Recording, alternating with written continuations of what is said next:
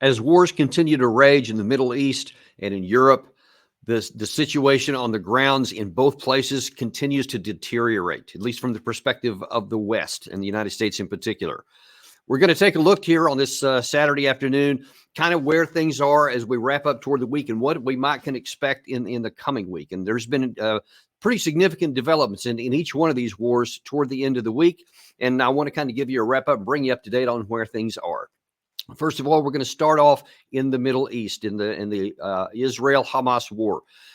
There was finally a big phone call between Biden and Netanyahu after a lot of pressure had been building up and a lot of messages going back and forth between various officials on either side that seemed to be talking past each other. So apparently it was time for Biden to finally get on the phone with Netanyahu. And the event that seemed to spawn all this was the horrific attack against the aid workers, the 7 aid workers that was in the Gaza Strip, just on the coastal road, which was just shocked. Even in this war, it still shocked so many people because of its methodical, meticulous precision and the fact that it hit one vehicle after another until all 7 people had been killed. Even though they had made direct coordination with the IDF, apparently they had been in communication with them during the attack and nothing seemed to help. So there was a lot of anger, and we're going to see how that's starting to permeate outside even of the official channels.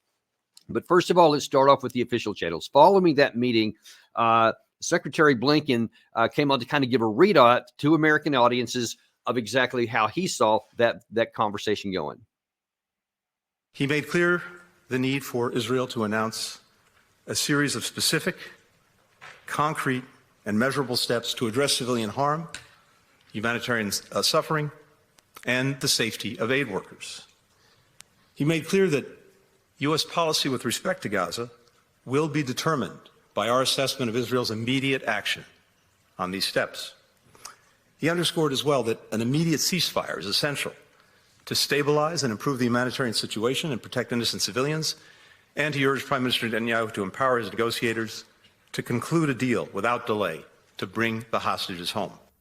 Now, those are pretty firm words right there. He said that he insisted on an immediate ceasefire, and he specified concrete actions.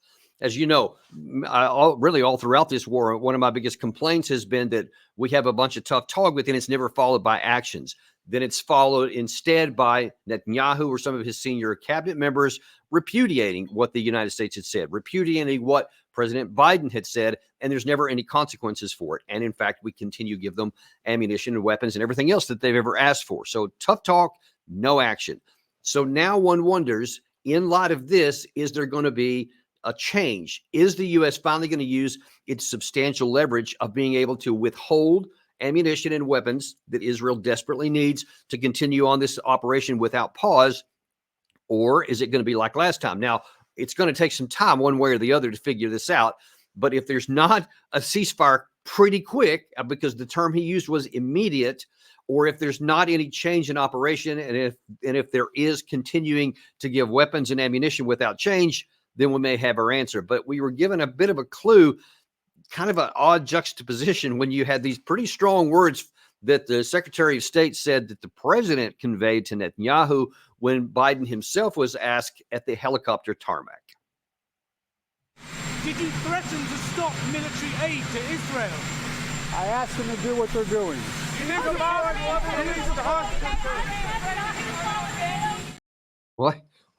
What does that even mean? Have you threatened to withhold military ammunition and supplies? As I told you, that's the one big leverage that we have. And his answer is they're going to keep doing what they're going to keep doing. I'm hoping that he didn't understand the question or he didn't hear him right, because that doesn't make any sense. Or it says, no, I'm not going to do anything, and they'll keep doing whatever they want to do. It's really unclear what that whole exchange meant there. So again, we're going to have to wait and see. But some people aren't going to wait and see. And you have Jack Keane of the War Firster crowd. We can always count on him to misinterpret what was said or to be saying something else ought to happen. Here he is on Fox News yesterday, also talking about what happened after this this phone conversation between the two leaders. Here's his take on it. I really think behind the motivation of the president and his team is they really want the fighting to stop. They're not saying that, but I think that's the implication of it. And that, if that happens, underscore what you just said, because if you leave multiple battalions effective in Gaza and most of the leaders effective in Gaza and the war terminates on those conditions, Hamas wins militarily in the long run. Why? Because they are effective enough to reattack at some point. Oh my God, the war first year general says Hamas could win the war if Biden gets his way. Except that's not what Biden said. That's not what Blinken said. That's not what any of them have actually said. Now, whether they actually hold Israel to what they have said is a very important and different point. And if they don't, then the net result is going to be pointless. But if they do what they said, that is something that is very much important and very different from the way Keane mischaracterized it intentionally. Nobody has said at any point they want the war to terminate where it is. Just blow the whistle, everybody get out of the pool, war's over, that's it, let's go home. No one has said that. What they expressly did say is that they want an immediate ceasefire for the Palestinian people. Blinken has already told everybody a couple of weeks back the blinding flash of the obvious. All 2 million people in the Gaza Strip are in desperate need of food aid. There is no internal economy. There is no way to get food independently. Every single person in that 2+ million enclave are dependent on external food. Well, we know it's not going in very well. And by the way, I don't know if you saw this, but after this phone call, Israel opened up the Ashdod port so that food could come in from there. And they opened up, I believe it's called the Erez Gate in the north, which had been closed for most of the duration of the war, to let food aid in. That exposes what I have been saying from the beginning, especially when all this nonsense came up about trying to build a floating pier by the U.S. Navy, is that it's always been a political decision. At any point, Israel could have opened the gates. Now they have, at least a few of them. So it looks like that, all right, Netanyahu did get some of the message. The U.S. is getting close to being serious on this, and they have taken a huge hit with all the things that they're doing, to include their attack on the Iranian general in its embassy in Syria. More on that in a minute.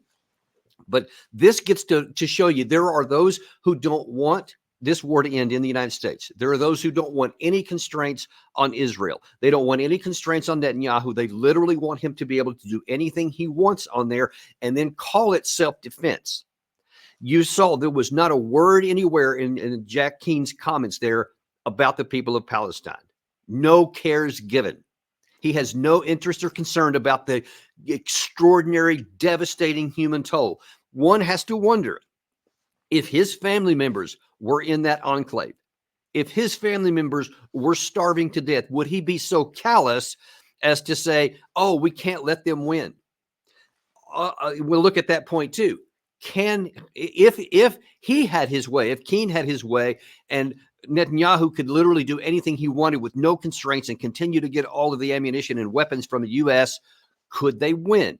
Those, quote, final 4 battalions we keep hearing so much about in the Rafah area, if the IDF goes in there and wipes them all out, and I mean all of them, no one survived. Not a single Hamas fighter survives. Now, there's an issue about how is anyone going to know who's Hamas and who's not. We'll touch on that in a minute. But first of all, if they somehow, even theoretically, hypothetically did, then what happens next? Is the war over? Yay, we have success. We have peace for Israel? Of course not. There is going to be all kinds of insecurity built up for Israel, much more than ever was the case before.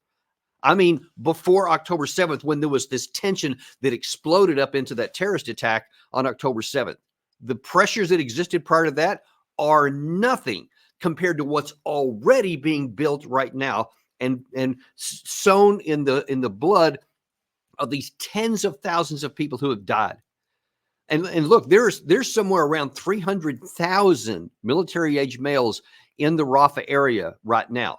And allegedly, about 10, 12,000 of them are Hamas fighters. Well, what do you think about the other 280,000+ men in that area? Do you think that they're all going to just lay down and just be passive after these alleged 4 battalions are discarded?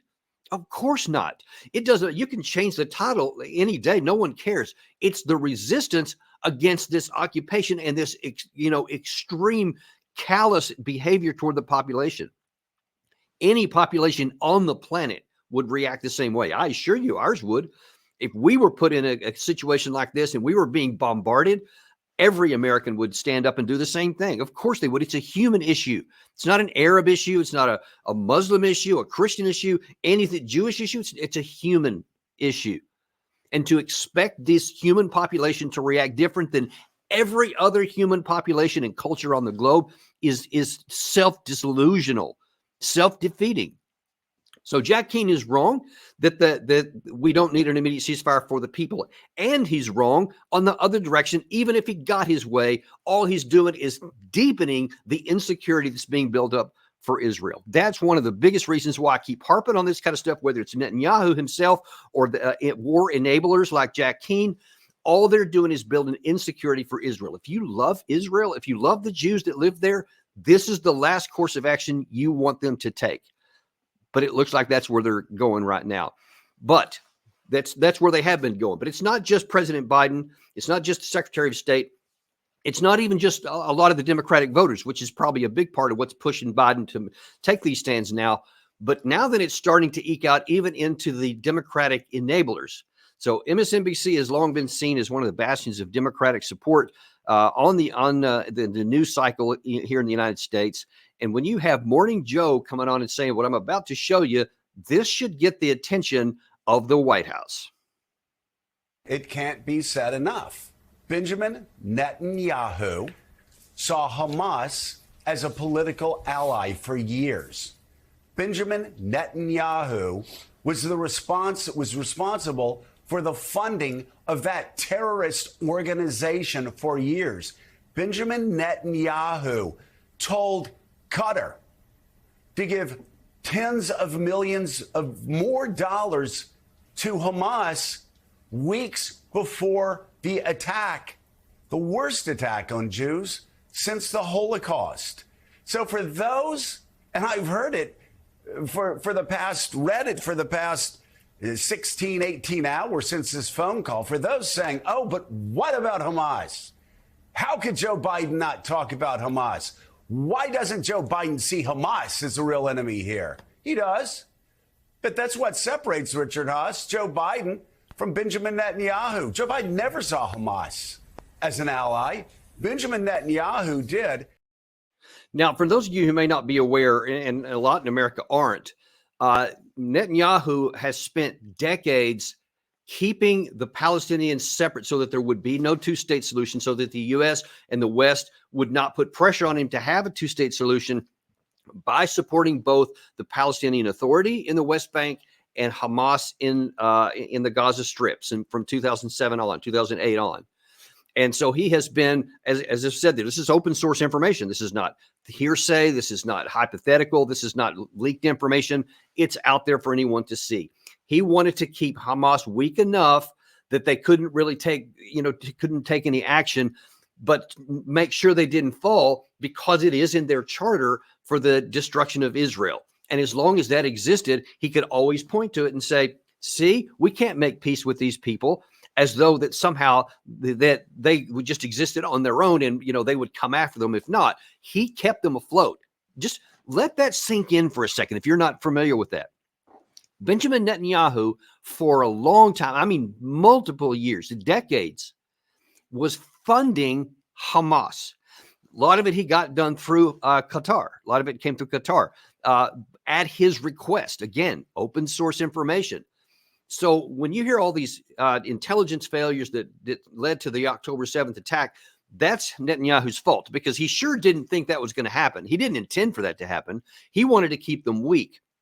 He took his eye off the ball. He got arrogant and thought that he could keep them controlled forever, because he had been doing it for decades. And he thought he could continue on. And they, of course, shocked him and the world when that happened, but only because he tried to keep them on life support, get them enough funding to keep them in business, but not enough to be able to do what they ended up doing. So any way you want to look at it, he has a lot of blood on his hands and a lot of responsibility for what happened here. Here's the problem for America. that's starting to get us drawn into a situation where now then not just are we continuing to give our money and continuing to empty our military coffers and to further drain our arsenals, now that we could potentially get dragged into a war. So Israel has been taking a lot more provocative actions outside of the Gaza Strip. And as I've said from the outset of this, our number one priority as a nation is to keep this contained to the Gaza Strip and to get the war over as fast as possible so that the citizens and the civilians in the Gaza Strip can get back to having a life and not be killed every day, and so that the civilians in Israel can have a chance to find stability again so that nobody has to worry about getting killed from the other side. That's going to be a generational issue. Let me repeat that. But you got to start. You have to first stop the bloodshed so that you can even start that generational clock to fix things. Instead, Netanyahu has been taking more provocative actions that could have significant blowback on us. So obviously, you know, the issue with the Houthis supporting the Palestinians and now engaging ships in the Red Sea. They've actually sunk one. They still are holding some people hostage there. We're now having to spend our naval assets to patrol that, to try and keep some of that down so that the flow can continue going on through the Red Sea. We have the issue where our troops in Iraq and in Syria continue to come under harassment and are a constant threat against some of these Iran-backed militias throughout the region, both those are associated with them and not. We've already lost 3 troops. 3 Americans have been killed expressly because of the offshoot of how Netanyahu's been prosecuting this war. And they're all still at risk today. Now then, Israel has been assassinating some of these Quds Force people and some of these Iranian leaders in Lebanon, in Iraq, in Syria. And on the March 28th, they actually killed a bunch of Syrian soldiers, potentially drawing them into it. And then, of course, a few days ago on March 22nd, I think it was, they attacked the embassy, the Iranian embassy, not March 22nd. They attacked the embassy of Iran in Syria. You just that breaks every international norm that exists. Nobody attacks embassies. You know, the only person that ever has attacked an embassy, Al Qaeda. They attacked our embassies in Nairobi. That's how low you have to go to find that. And that's how limited the number is. Yet Israel has done that. And now then you have the possibility that, not the possibility, you have the certainty that Iran is going to respond. How they respond is yet to be seen. But based on what their leaders are saying, everybody better buckle up. Monday's attack in Damascus is being seen as a major blow to the Guards. They've suffered 18 losses so far in Syria alone since the war on Gaza began in October. The bombing of the consulate section of the Iranian embassy in Damascus marks a new stage in what's described as a shadow war between Iran and Israel. The Zionist regime must know it can't achieve security by carrying out destabilizing actions. The Zionist regime will be punished. It knows what will happen and is within our reach. Now, it's uncertain what they're going to do. There's so many options. They could go after the Israeli embassy in other Middle Eastern countries. They could go after Israel proper and hit some high value target within the Israel territory itself. They could hit an Israeli embassy elsewhere in the world, somewhere where it's less guarded. They may send suicide bombers somewhere. Or they may take out high-value targets. They may assassinate senior Israeli leaders, maybe the Minister of Defense or something of that caliber, some senior general, something equivalent with what was taken out there. Or they could do the non-kinetic one, which Dan DePetris mentioned on our show. They could restart their nuclear weapons program and openly just say they're going to go after that, which then puts everybody in a position where many people are going to start advocating for war then. We shouldn't. There's still a path out from that. More on that if it comes to it. But that's what people are going to be working for. But here's the problem right now. So we opened up this telecast today talking about how the U.S. is finally starting to get tough with Israel, how Biden is finally starting to say, hey, we're getting to the end of our rope here, and we may start using some of our leverage we have against you. You have to do a ceasefire. You have to do this. You have to stop doing that. If Iran strikes back and hit some high value Israeli target, then what I fear is very probable is that now then all of that's going to vanish and everybody is going to go right back to, oh, Israel has to defend itself. Now Israel has been the victim of Iranian aggression. I can already see the headlines. I can already promise you that the chances that like Jack Keane and several of these others, Lindsey Graham, you can count on them saying, this unprovoked attack. I mean, I bet some of them will even use that language in describing what Iran does. This went way over the board, like there was some acceptable target that now then they violated. And of course, there is no acceptable target. If they do anything in retaliation, there will be howls of retribution. I've heard from some sources, I can't corroborate this, but I have heard from some sources that both US and UK already have target lists and target sets already identified and locked and loaded. And if Iran crosses some unknown threshold, or if the leaders of UK and the United States give the order, they can start retaliatory strikes almost right away. They've already got things loaded up in their computers ready to go.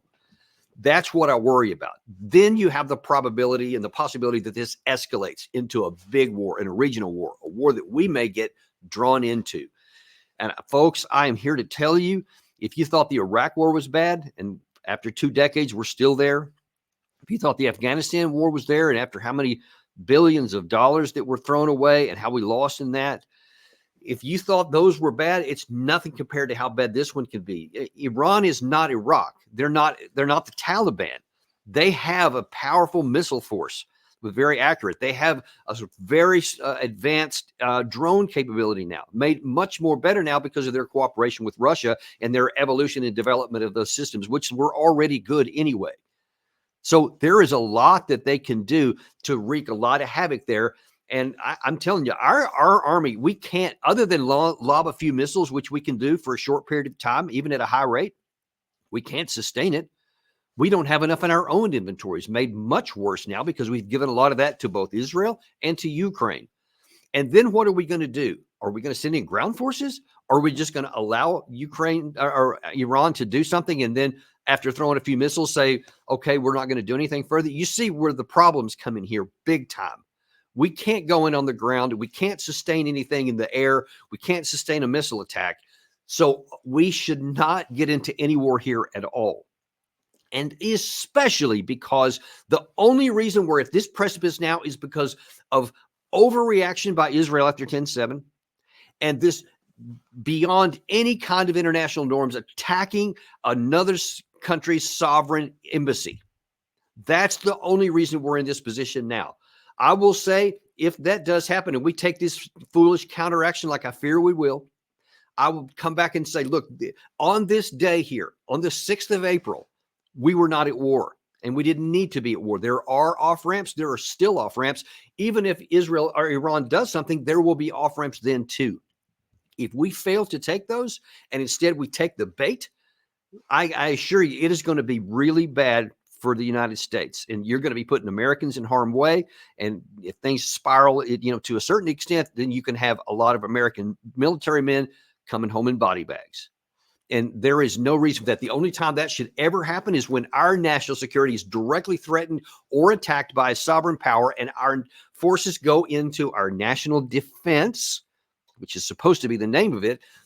And then it's appropriate we do that. And then if we have to sacrifice our life in defense of our country, which I did when I was serving, then so be it. That's the way it's designed. What it's not designed is for some other country to precipitate a war, drag us in, and then have our troops killed in the process when we have no interest in getting into a war with any other country at the moment. That's where we are, and that's what we're going to be watching for. And as this thing continues to evolve, and especially once we start hearing whatever Iran does, and it could come as soon as tonight, others suggest it may come at the final night of the Ramadan or shortly thereafter. So probably not very long from now, we'll be watching that, and you can count on us bringing that to you. That's your Middle Eastern update.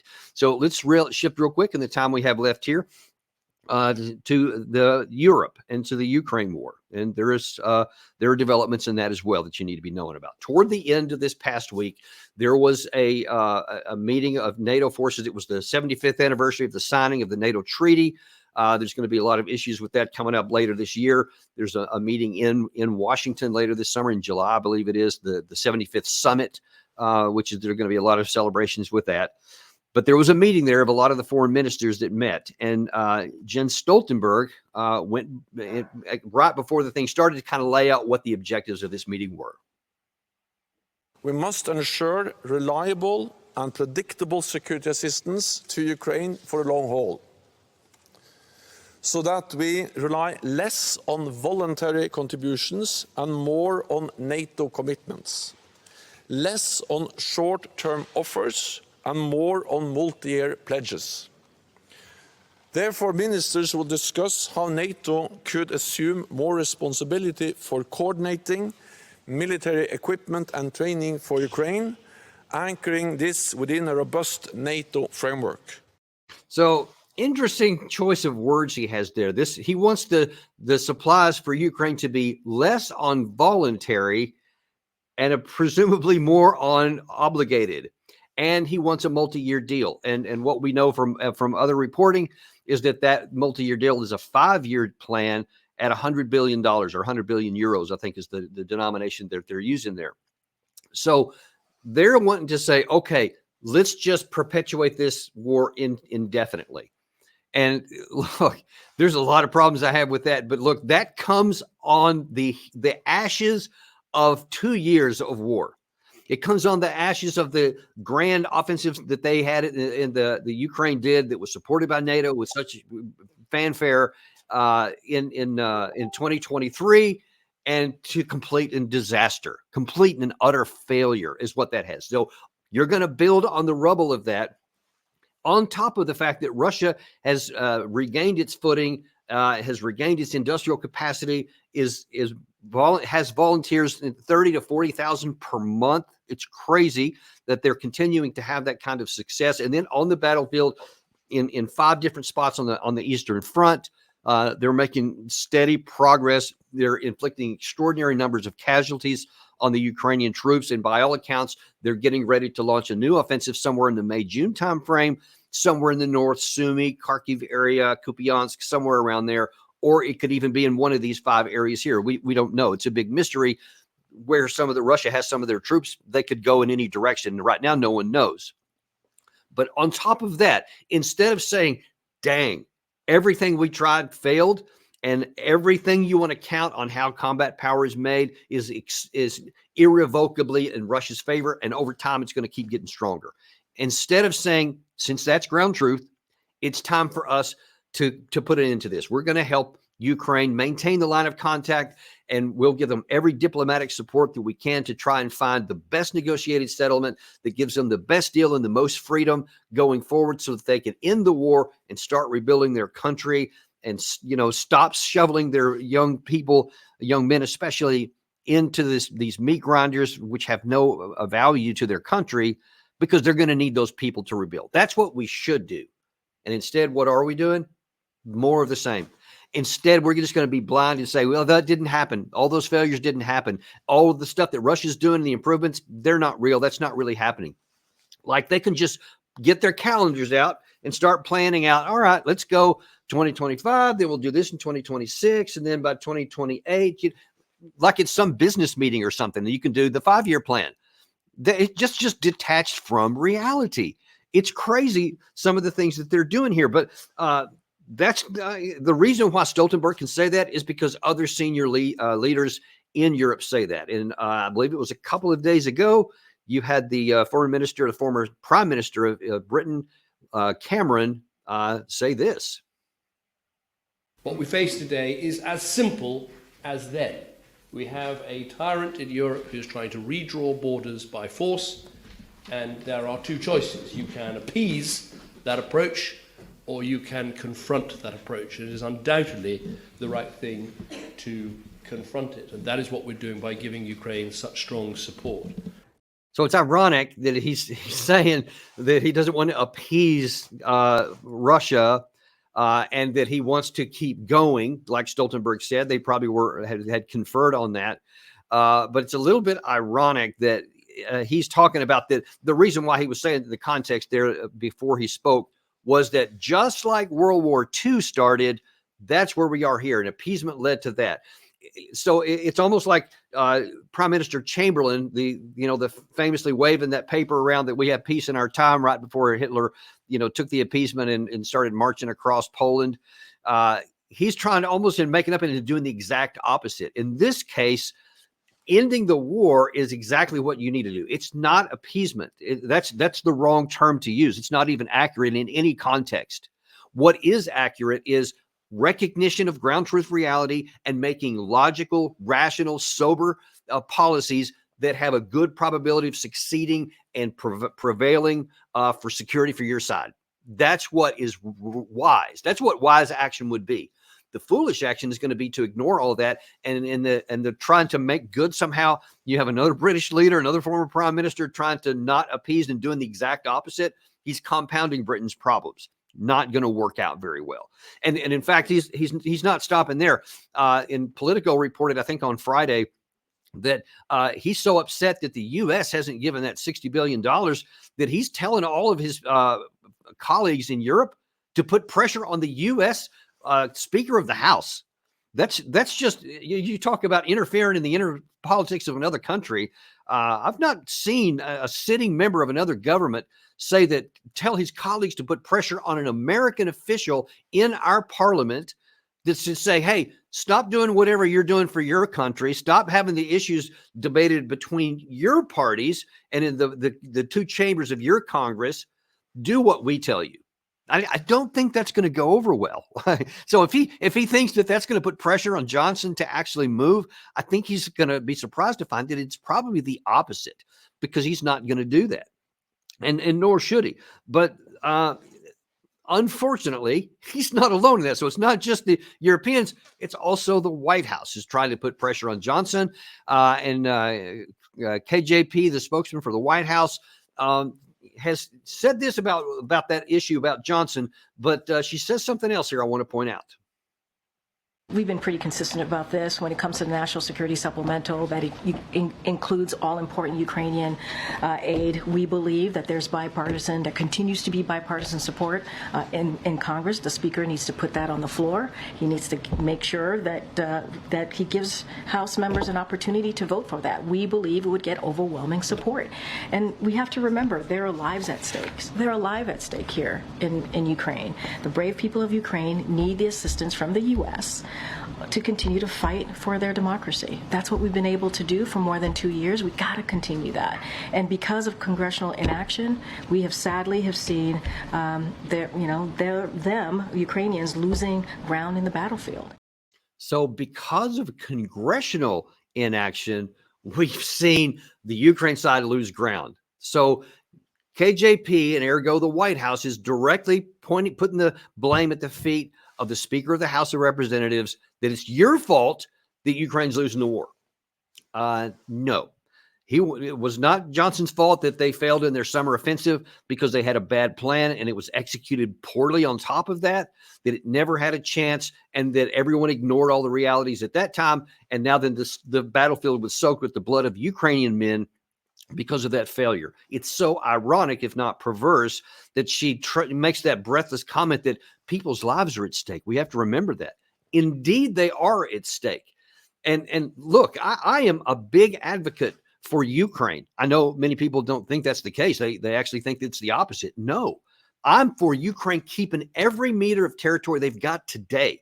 The sooner you can get to a negotiated settlement, the more of that terrain you're going to keep. The fewer of your soldiers are going to be killed. The less of your cities that are going to get wiped off the map. If you care about Ukraine and their people, you should be the first one lobbying for a negotiated settlement, not just saying the Congress needs to give $60 billion. The other thing she's not aware of is what that money even does. She's not a military expert. I don't guess we should expect her to be, but whoever gives her the talking points certainly should be. And when you understand that money is going to buy us, we had Mark Kansian on from CSIS this past week that talked about some of that money, and only a small portion of it's actually going to go to Ukraine. a large portion of it's going to go to backfill to build more artillery shells, some of which will stay in the U.S. inventories, some of which will go forward. But it's only a relatively small portion. So all you're talking about mainly is some number of artillery shells, which of course every shell would help on their side. It would redress some of the imbalance, but only some of it, and only temporarily. I mean, it would make it go from its current like this to maybe like this for a short period of time.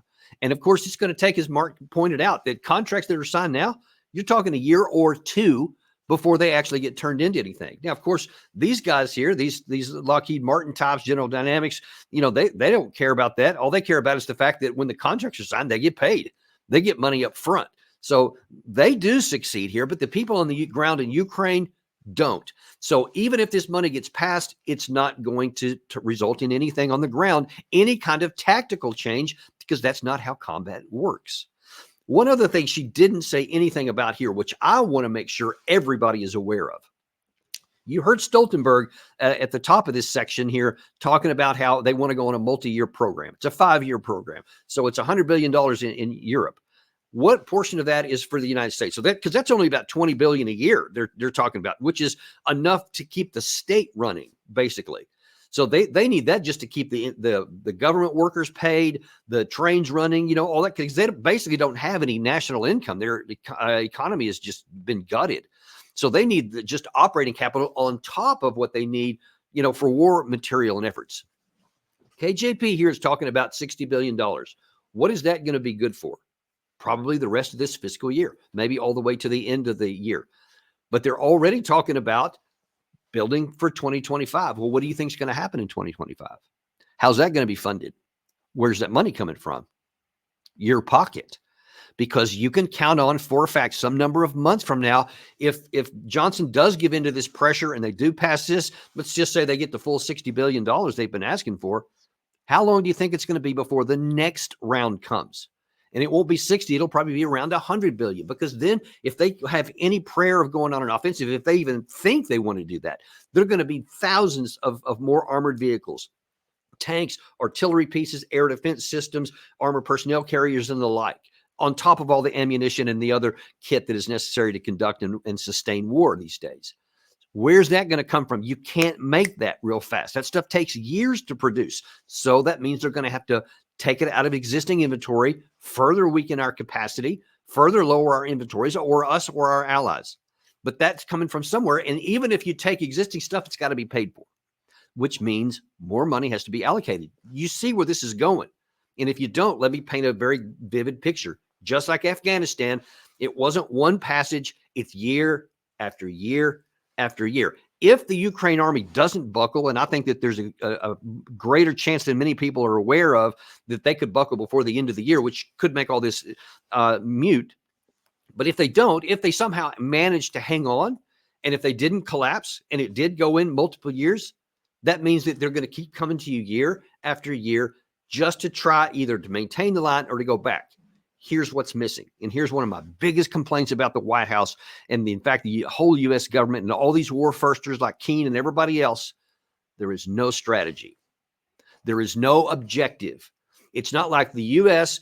wants to accomplish this. We're going to go to this place. It's going to cost us this much. We think that we project it to take this long. And here are the resources we have. And here is the path and the strategy why we think this is a rational plan. Here's how we're going to know if it succeeds. And here's how it will end. Here's what the end looks like. You at least have a concept. The end, the final objective looks like this. Once you have those things annotated, now then you can move here and there. You can start setting up things and you can say, all right, this money makes sure, and here's the process on that. Here are the metrics. So we see if we're succeeding. If the U.S. government is going to take your money out of your pocket and give it to another country, the very least they could do is to tell you what the plan is. And here's how you're going to know if it's successful. Maybe you think it's a good idea. Once they lay the plan out and said, here's how much it's going to cost, here's how long it's going to take, and here's the end result, which we think will be in America's vital national interest. If they want to make that argument and they can lay that stuff out and convince you, then fine. Even if I disagree with it, they've done it, and the American people agree with it, and I concede to the American people. But they haven't done that, and they're intentionally not telling you that while they are taking dollar bills out of your wallet. I don't like that. And especially when those dollar bills are doing nothing and there's no prospect for them to succeed, especially given that you didn't give them prior approval to do it. But they're trying to commit that before they even gather up the taxes. That's one of the biggest problems that we have in our arsenal here. And just because Secretary Blinken can't leave well enough alone. So all the things I've told you about, how things are going poorly, there's no plan, there's no prospect. Even if you look at the resources, you look at the other side, you look at things in balance. Even after all that, instead of just leaving well enough alone and keeping quiet, Blinken has to throw a little bit more kerosene on the Russian fire. Ukraine will become a member of NATO. Our purpose at the summit is to help build a bridge to that membership and to create a clear pathway for Ukraine moving forward. We will see, I think, in the summit, very strong support for Ukraine going forward in its relationship with NATO. Yeah, we're going to see strong support for Ukraine in NATO. The very thing that spawned this war, the primary cause of the war, was NATO in Ukraine on Russia's border. Putin's been saying it since 2007. He's been repeating it nearly every year since. He was saying it all up in the lead up to the war because he doesn't want NATO missiles and forces right up onto his border. And especially if you look at a map and you see how Ukraine juts into Russia, it's not like even the Baltics. Even though the Baltics border Russia, the terrain there is very constricted. So if any force ever tried to actually invade Russia from there, Russia has all the advantages and they can take care of that. In the Ukraine, though, if there were to be a NATO advance in the middle of Ukraine, it's wide open and there's no natural barriers. And Russia would be very, very vulnerable, which, of course, they do look at the map. And so that's why they've been so motivated and animated to continue to do these things. So now, instead of talking about a negotiated settlement, we just want to throw more gasoline on the Russian fire and say, nope, they are still coming into NATO. Folks, let me just tell you as plainly as I can, Ukraine will never be in NATO. They won't qualify for it. Then you have to have unanimity among NATO countries, and there is no chance in God's earth that all those countries are going to vote to have them in there because they see these decades of instability between Russia and Ukraine. They have just even a minimal understanding of history so that whenever this thing is resolved, however it's resolved, the anger and the animosity and the hatred between the two sides is going to continue to fester, meaning that in time, there's going to continue to be the risk of war. Now, why would anyone want to sign up to be the guarantor of an unstable regime that has existing high degree of animosity to their border and the possibility of future conflict that has nothing to do with you? But if they get into it, you're going to get drawn into it and maybe receive missiles on your territory, have your soldiers killed, and in a worst case scenario, advances to nuclear warfare. And you get cities evaporated. That's not an unreasonable possibility. And I assure you, for all the rhetorical support for Ukraine, there is many countries in NATO, Hungary and Slovakia, to name two right off the top. You could probably add Turkey into that as well. They're never going to agree to that. But they think the whole thing is dumb. You've had Viktor Orban from Hungary has been saying for well over a year the same things I'm telling you right now. The war can't be won. Let's find a negotiated settlement. That's what he wants to do, not to escalate. There is no way that they would ever agree to something suicidal as adding an Article 5 guarantee to Ukraine. So whatever you hear Blinken saying there, it's complete untrue. There's no chance he believes it. I can only speculate why he would say something that he knows to be untrue, and I won't bother because it doesn't matter. It doesn't matter what his reasons are. They're dumb. And it harms the situation because it just makes it easy for Putin to continue to keep support on his side and among his population saying, see what I told you? They're coming after us. And this has always been about to build security against us. And they want to come up to our border. All those things that he tells his people to keep them supporting, that just makes it easy. Because I guarantee you that clip's probably playing all over Russian media, and they continue to put it out there to say this is why we're fighting and why we have to continue on until we win. You know what the bottom line is?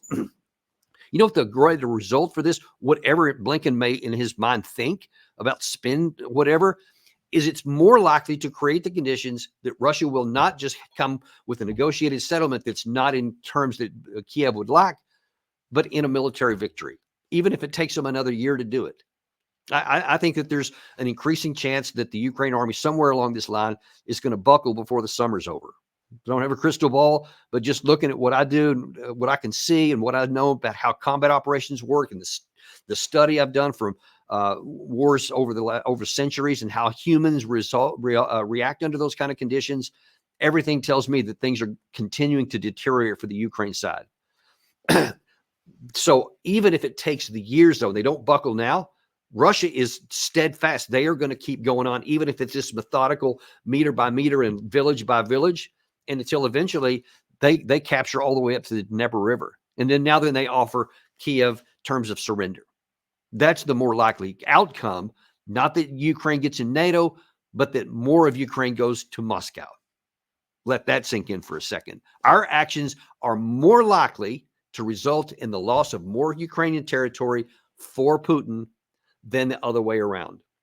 And then the fantasy that somehow we're going to end up winning this, that we're not going to. And it's just hard for me to fathom how long we can keep going with this fantasy when all the things on the ground, the reality, the ground truth that we talk so much about is continuing to move to the west.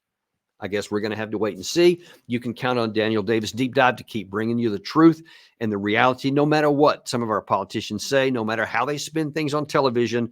You're going to come here and you're going to get the truth, because we are unintimidated and uncompromised, because that's what's right. And that's what you deserve. Thank you for joining us today. We ask you to like and subscribe. Folks, do not miss next week. We have a great lineup. We have Jason Beardsley coming back, Doug McGregor, the great John Mearsheimer.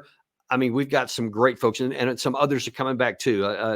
Colonel Jacques Baud, one of our new favorites, is going to be on. Really a tremendous lineup coming in next week.